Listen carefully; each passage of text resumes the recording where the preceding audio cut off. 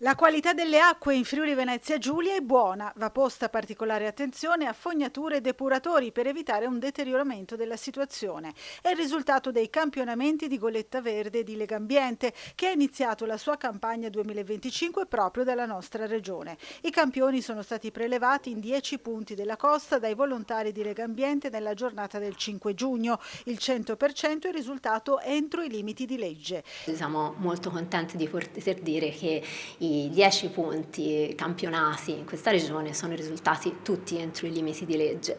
I monitoraggi sono stati fatti da volontari e volontarie della Lega Ambiente lo scorso 5 giugno alle foci di fiumi, canali che percorrono la regione e poi appunto analizzati in laboratorio per valutare quello che è la concentrazione di batteri fecali, nello specifico enterococchi ed Escherichia coli.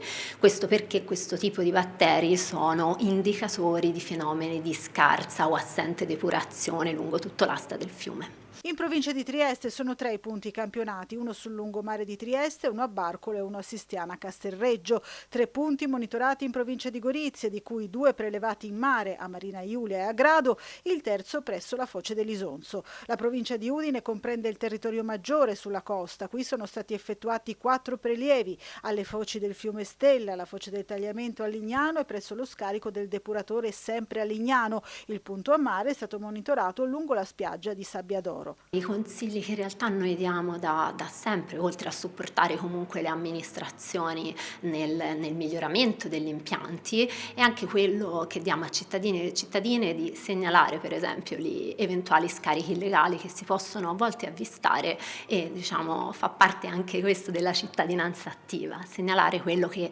pensiamo possa essere una criticità per l'ambiente.